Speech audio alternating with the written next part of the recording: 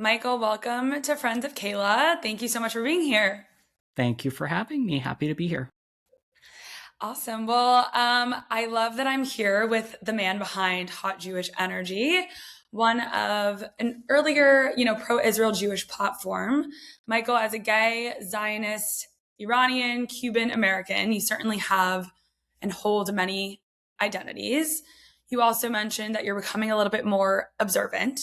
So tell me what that all means to you and how that has shaped the man you are today. To give a bit of context, I went to Orthodox yeshiva for 10 years, which a lot of people don't have that experience. And I went to yeshiva not being Orthodox myself within my household. I grew up conservative Jewish. I didn't really keep Shabbat. We kept kosher to an extent, but I never really I was in the Orthodox world when I was in yeshiva, but I wasn't partaking in the practices of the Orthodox world, which is very interesting. And when I left yeshiva, I went to public school for high school, and it was very interesting to say the least, because I went from being one of the least observant people in my yeshiva to one of the most observant people in my high school, which was very weird for me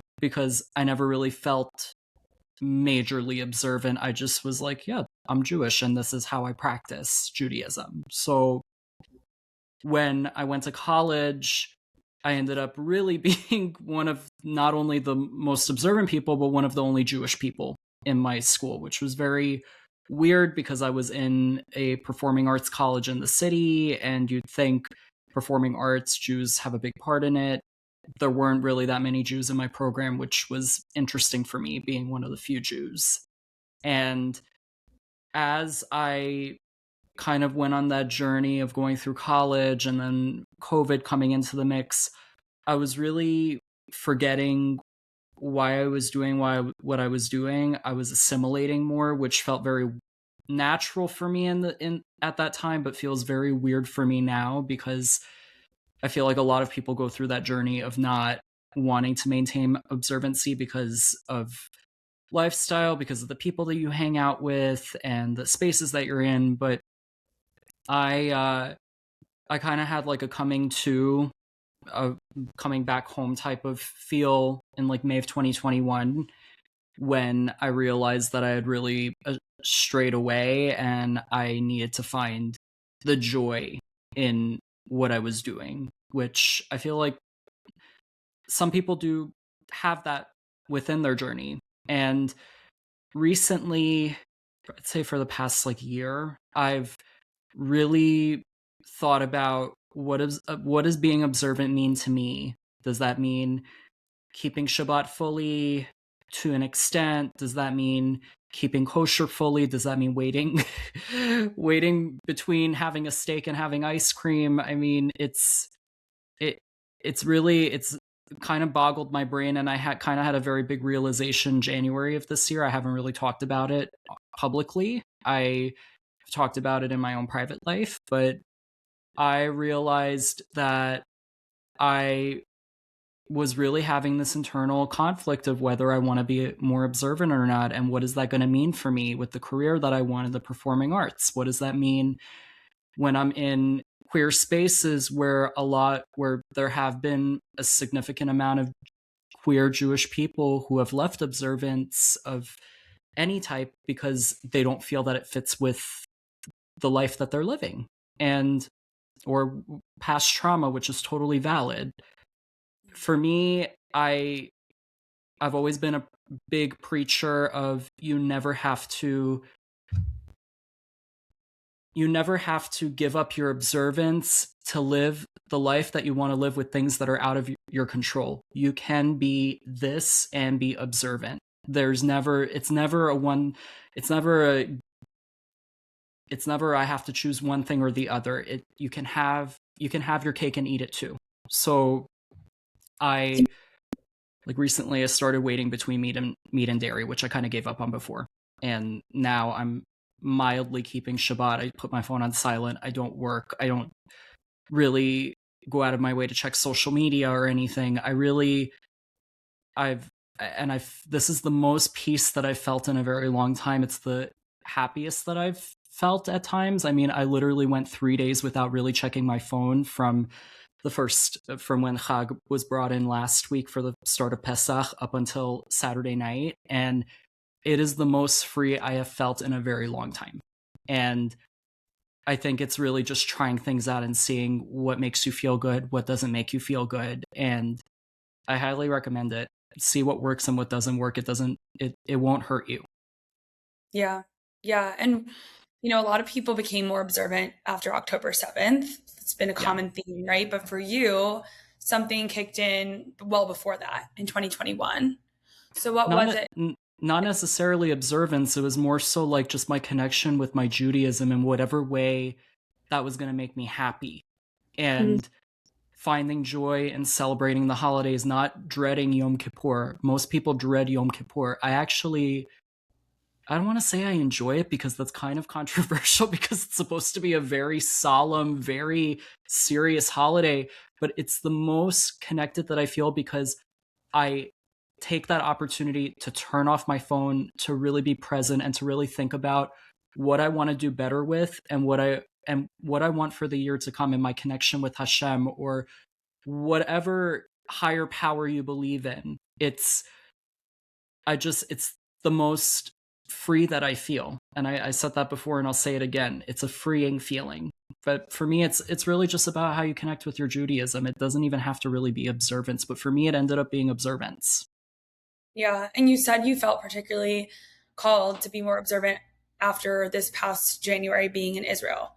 So what was it in Israel that, led you to this point of where you feel this need to become a little bit more observant? I don't tell a lot of people what triggered it. It wasn't necessarily the person. It was more so the fact that I was in a really happy place when I was in Israel. I had spent about a month in Israel from like end of December to mid-January. And I don't really talk about this because we're friends and I don't even really think I've told him about it and we're friends and um we we went out. I think this is the first time that we actually met in person, and this was in Israel. We had gone out for dinner, and it was a really really nice night. It's like it was such a good time, good company with a really great person, and he's Orthodox. And he came to observancy later on in his life. He grew up conservative Jewish and now he became more Orthodox. And I asked him, what made you want to do that? And he said, well, all the people that I was hanging out with were Shomer Shabbat, and it ended up being that way that we would hang out on Shabbat without phones and really observing Shabbat. And I kind of just kept going with it.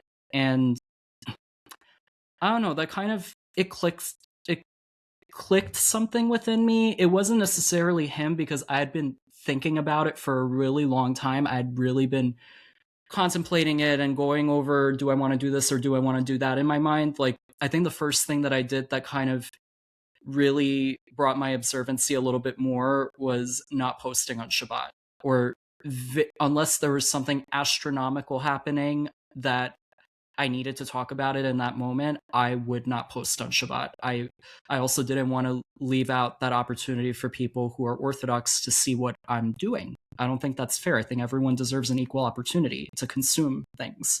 So it was that moment with him going out, having a really amazing time with a new friend that we have been talking online for a while. He actually found me through my page and we started talking, and then I was like, let's just hang out in Israel. And then we ended up hanging out after, and I just it really it it was a culmination of events. I literally cried on my bus. I was on a Storyteller's birthright trip. Yeah, it's called Storytellers. It's like a birthright on. Yep, Storytellers. We love Storytellers. We love Jacqueline. Met some really amazing people through that trip, and it was like I think the last day of the trip, and I was crying on the bus, and everybody was like, "What is going on? Are you okay?" And I'm like, "I'm having a moment," because it wasn't even just the observancy thing. I was really contemplating: do I belong here in Israel? Do I belong here long term? Do I want to move here? And Yeah. ultimately, I realized that's a really, really big decision that you can't make so irrationally. You're literally uprooting your whole life. And with the career that I want, I realistically wouldn't be able to have it in Israel. So I started thinking, okay, maybe I'll split my time. Maybe I'll kind of lightly step in, maybe spend 2, 3 months here at a time, see how it goes. And I've come to the realization that I'm happy that I'm not making a decision now, because I'm in such a momentous time in my life. I'm about to finish grad school. I just premiered a brand new show that I'm excited to see blossom into something bigger. And I don't want to add another bigger thing on my plate that I don't need to add right at this second. I want to take my time with really thinking about it and seeing if it's really going to be the best move for me. And I was crying about those two big freaking questions, and it was real it was just crazy that it happened all on that one day, and that this specific meetup with a friend really took it to another level. And I talked about it with my therapist. I've cried about it. I've talked about it with my mom. She said I'm a little kooky crazy with the Israel thing, not with the observance thing. She actually was a little bit happy, but as a Jewish mother would be. That's all of our parents from here. They're like, don't move to Israel. I mean, not all of them. Actually, some are very supportive of making Aliyah, but I went through something similar, and my parents were like, absolutely not. You're not moving this. It's a really big decision, and we're young. And if you want to do it now, because once you have a partner, once you have kids, if you want to have kids, you'll never have that opportunity to do it in such a carefree, simpler way. Because once other people come into the mix and children come into the mix, it's tough to uproot your life. So ultimately, I'm happy that I'm not making a decision right now. I'm okay with it. I'm at peace with it. And God willing, I will be back there in the summer. Let's see how the war goes. I don't know what's happening. Trump is literally about to make a decision tonight at 8 p.m. And I'm a little iffy with that about the whole situation. I really didn't like what he said this morning. I'm not trying to get into politics, but it's also half of my family comes from Iran, and I still have family there. And it's a very, very difficult time right now, and I'm not happy with a lot of the things that are happening right now. I'm happy with some of it, and it's a very complex time. So yeah. Yeah. Well, I guess kind of on that note, I mean, I definitely wanted to talk to you more about your identity and where you come from. Obviously, as a Jew, you're also Iranian, Cuban, you have quite an interesting background. So, what has it been like for you seeing where the war stands right now and your feelings, if you're open to sharing? Just you mentioned having mixed feelings on the situation. I think a lot of us Jews have felt like we are helping the Iranian people, but perhaps Yeah. you might differently. I mean, the current situation right now, I mean, correct me if I'm wrong, they're planning on attacking civilian infrastructure. At least that's what I heard. And they're really trying to get rid of the nuclear sites. And it's a catch-22, because you obviously want to limit Iran's ability to cause massive destruction globally. I mean, hell, they've even done destruction within their own country. And I'm talking about the IRGC, not Iran as a whole, so the Islamic Republic. They have murdered thousands and thousands of their own people who have rightfully protested against that government. The unfairness, the poverty, the limited, with little to no rights for women, the imprisonment and even murder of LGBTQ plus people. And it's a very complicated situation, because you're dealing with this really heinous government. I don't even want to say it's a government, it's a dictatorship, murdering their own people. But then you want to limit their ability to cause more harm to the rest of the world, but in turn, you're causing harm to the people as well. I mean, I'm not gonna lie and say that there haven't been civilian casualties. There have been, and it's been really unfortunate.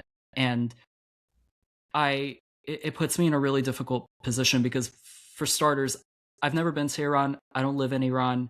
I really don't have a lot of say in what's happening. I'm not even an Israeli citizen. I'm a US citizen. So all I can really have a valid opinion on is what the US is doing. And I think President Trump really needs to be very, very selective, very sensitive, and very careful with the words that he uses and things that he does, because these are people's lives on the line. Where this isn't a game of politics. These lives aren't cards in this game. These are real people's lives. They're innocent people who have not done anything wrong that are in the middle of this, in Israel, in Iran. Our US service members, some who have even died because of this. And I really think there needs to be care in this. But at the same time, you are dealing with an incredibly unreasonable Islamic government that has no regard for human life. And I think we really need to remember that, especially for the people who are saying Iran has a right to defend itself. Oh, the IRGC is not that bad. These same people were saying woman life freedom 2 to 3 years ago, and now they're standing with an Islamic government. Make it make sense. Make it make sense. Exactly. Exactly. So, Michael, what is your perspective coming from the theater world? You mentioned there's been difficulty, managing your relationship with Judaism, being more observant, balancing kind of your identity in that space as well. Have these topics come up with your colleagues, peers in that space, in those spaces? It did. When I did my show, this was the first time that I wrote and co-directed my show. And this was the first time I really had a say in how I wanted things done. I've always been just the actor, where I come in, I do my job, I do the work, and then I leave, and I don't really have a lot of say in scheduling or how things go. So when I ran my show, basically, I really wanted there to be no rehearsals on Shabbat. I didn't want any of the technical rehearsals or any of the performances to be on Shabbat. We were basically a Shomer Shabbat production. No, and any chags or whatever, we do not rehearse, we do not work. So that proved to be difficult at times, because when you're dealing with a secular world where there are not a lot of Jewish people behind the schedule making or the production side of things, a lot of things slip through the cracks, and at times it can be really frustrating. And I know that it's not coming from a place of malice. It's coming from a place of, like, either, I don't know if it's carelessness or not understanding, but I had multiple instances where important rehearsals were scheduled on Shabbat, on Friday night. And I had to mention multiple times, I told you guys from the get-go, we will not be rehearsing on Shabbat. This is a religious observance. Particularly, this is a university, it's an educational institution, and you are required by the laws of the United States to uphold my religious observances and my freedoms. So if there's no way to fix this, or if I'm at a disadvantage as a student who's putting on this production, that's going to be a major problem. So I advocated for myself to the best of my ability. Ultimately, everything I wanted, I got, which, thank God, that happened. And the show ended up being a total success. We ended up having 2 sold-out shows. The actors really worked their asses off. My co-director, my dramaturgs, my composer, production, everybody worked their asses off, and it really paid off. And I wouldn't have been able to do that if I didn't advocate for myself. And I guess my one message for people who are in the performing arts that are Jewish, that want to maintain a level of observance within Judaism, always advocate for yourself. Because if you don't, you are not going to get to practice your religion without any obstacles. Or at least the obstacles are presented, and you can fight it and make sure that they do not interfere with your rights. Absolutely. I always think about this because you mentioned earlier in our conversation, how being observant, can mean different things for different people, right? Like, you can kind of pick and choose maybe how you want to be observant and what that looks like for you. While more traditional Jews would probably disagree with that, I agree with you in the fact that, I take things that work for me, and that helps me feel more connected to Judaism. As someone that grew up more Reformed, I didn't even observe Shabbat at all in any capacity. So, today I light Shabbat candles. I observe Shabbat sometimes, but sometimes I don't. And that works for me. But in a Yeah. world where technology is, everything's so accessible, you're constantly being asked to do things, especially in the professional, like working world, it can be really difficult. And I don't know if in the performing arts space, it seems like your show is extremely successful, which congratulations on that. Thank you. And it's awesome that, these people were able to respect your values and your religious beliefs. But I have experiences from, colleagues of mine or friends of mine that work in, let's say, finance in New York City, where you're working on the clock, 100-hour weeks. How do you just leave and go to Shabbat dinner at 4 p.m. when sun sets in the winter? And, you give your colleagues all the work to do. It's a really difficult thing to balance. So I believe in advocating for yourself, of course, but it does make you question, is there really a balance between being observant and being in the working professional secular world? There's the Civil Rights Act is there for a reason. It not only applies to race, but religion as well. And you just always have that in your back pocket if someone is giving you an issue, because it's a legal right. You live in the United States of America. If you're watching this, if you live in the United States of America, I cannot speak on any other country. But if you are living here in the US, you have that right. Use it. If you need to pull it out of your back pocket and say you don't do this, there's going to be legal issue, do it. And there are plenty of very amazing lawyers who will represent you if it needs to go further. So I hate to be very serious like that, but there have been instances where it has gotten to a point of court and legal, and it sucks. But I'm thankful to say that I haven't gotten to that point. I've had really great experience, even with mess ups and it being very frustrating. It's worked out. And like you said, it's how you observe, it's how you want to live your life. And yeah, I know some more traditional Orthodox people won't agree with me, and that's okay. And it's my life, it's not yours. You do what makes you happy, as long as you're not harming anyone. You do that. And ironically, this week, it's been a very interesting conversation, at least for me, since yesterday, about specifically LGBTQ plus Jews who are Orthodox, which has been very interesting to see the different perspectives on that. Mostly it's been very positive and people have been receptive of it. And I've had people saying, oh, you can't have both. And I'm like, well, I have plenty of friends who do both and they're amazing. Am I judging other Orthodox people who aren't straight for things that they're doing that's against halachic law? No. So don't judge these people either. Live your life. Yeah, live your life and do what feels right for you. I mean, listen, Amen. I agree, especially in today's day and age too, where religion, there's less connection to religion. No one's going to synagogue.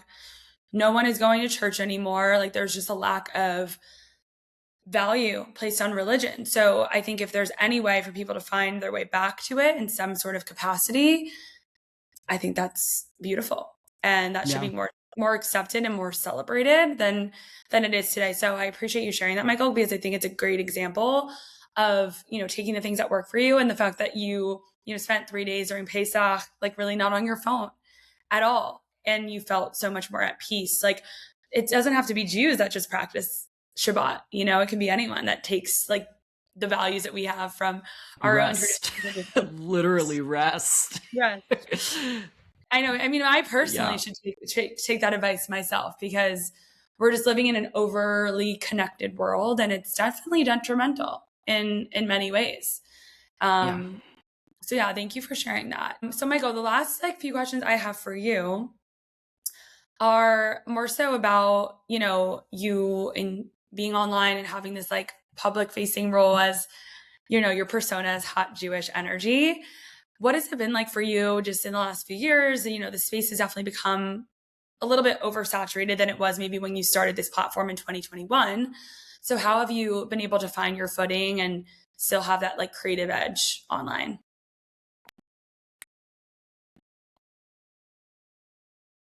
I never chase the tide. I don't think that's for me. I create my own path. I talk about things that I'm passionate about and that make me happy. I mean, my whole thing is I provide pop culture through a Jewish lens, and that's something that I've really tried and honed in over the last year, where that is what I love to consume, pop culture, and being Jewish is a very big part of my life. So that's where I marry the two. And for me, I feel that that's not only that what's worked for me the best, but it's also what I enjoy making and consuming. So for me, it's always just, you don't want to be a follower. You always want to kind of set your own path and do what makes you happy. And I think I'm doing a pretty good job of that. I'm always learning, I'm always growing. And I definitely think over the past 4 to 5 months, I've really kind of put online life on a back burner because I've been working on my show Anemone, and my online platform is another form of creativity for me where I get to show myself in a different creative light. And the performing arts is really where it all started for me. And getting to put that joy offline in the real world and getting to create a story specifically about the show. I know I'm kind of diverting a little bit, but I created a show about an Israeli woman, a young woman who gets stuck in New York during October 7th. She's staying with her American Jewish friend who she met on Birthright, and their friendship crumbles because the American Jewish friend is at an identity, is at a complex place with their identity. Also, the young Israeli girl as well, because a lot of information is being thrown at you. The young Israeli girl, she has one of her best friends who goes missing at a music festival. And I think we all know which music festival. And it's, for me, I really wanted to show a story that was people first. I feel like a lot of, especially the October 7th media that's been coming out since the attacks, it's been a lot of docu. It's been very heavy. It's been very, very, very realistic and very, very much in the moment. And for me, I really wanted to take pieces of those stories and of that news and make it into a dramatic fictional type of thing, to really have people connect with characters that really put humanity in the whole situation, really showcase that, similar to the situation with Iran and Israel and the United States right now, these are real people who are going through really, really difficult things. And I think we forget that a lot of the time, and it's on all sides. And for me at least, creating this show, it's really made me more compassionate. I try and be as compassionate as I can be, but with creating this show, it's really shown me a new way of looking at things, and it's really put my priorities in check. I'm wanting to do more stuff in the performing arts right now. I want to take this show elsewhere. I really want this whole piece to really drive a conversation. And all in all, it's an extension of what I do online, but it's my first love. It's my true love. And what I do online is also an extension of that. They're extensions of each other, and I'm hoping that they can continue merging into each other. And that's me. I try and you're blending all of your passions together, along with incorporating who you are and staying true to yourself, I think, too, which is most important. What has been the reaction so far since the play has aired, gone live? Premiered. Yeah. Premiered. No, you're good. Not a clear person here, Michael. I'm so sorry. No. Well, the stream of it is airing soon on YouTube. I'm putting up the stream so that people can watch it at home. And nice. Okay. The response has been gratifying. It's been very nice. I've gotten a lot of constructive criticism, which I wanted, because I want to expand on this piece. I want to make it better. I want to make it to the best of its ability to be able to spark conversation and really affect people the way that I want them to be affected by the piece. And yeah, I mean, 2 sold out houses. I was worried that I wasn't going to be able to fill it up because my show was definitely the most polarizing, quote unquote, out of all of the shows. And I managed to fill up the theater, and the response was amazing. And I'm really excited to see where it goes. And if you want to follow along with me or the show, Hot Jewish Energy. I'm posting about the show on there, and I'm still posting online. I won't be gone. Maybe I'll just be kind of in and out at times, but I'm excited to continue doing what I'm doing. Yeah, thank you for the work that you're doing, Michael. And I hope that this also encourages non-Jews to join as well. And I'm sure, like the cast, for example, it sounds like you have a mixed cast. They're not all Jewish people. No, so ironically, the entire creative team and cast were all Jewish. It Oh, was they are. I thought they were not, because you were speaking about Shabbat and how they no, so schedule things on Shabbat. So I just assumed. mo- well, I mean, most of the people on my team aren't Shomer Shabbat fully. Yeah, they Mhm. do Shabbat on Friday. They do like a dinner on Friday night, but they're not like turning off their phone or like Shomer Shabbat fully. But Okay. for me, I I never want it to be a situation where someone who's Orthodox and within the performing arts is coming to do a production with me or be on my team, and they have to worry about, oh, I need to request to not be there Saturdays. I don't want that to be the case. Everyone deserves to be able to be in this field, whether you're the least observant Jew or the most observant Jew. And I just want to make sure that that space is created and no one has to sacrifice anything to do what they love. Amen. Amen, Michael. Well, thank you so much for being here and Thank sharing you. your story with us. And follow along Hot Jewish Energy on Instagram. And what else, Michael? Uh, peace, peace, love. Remember that there are people, and check in on your friends. Always be open to open dialogue. Converse with people that don't agree with you. Consume content that you don't agree with. Broaden your horizons, and just make sure love is at the forefront of everything. Love, love, love. Beautiful message. Thank you so much for being here, Michael. Thank you for having me. Bye, everybody.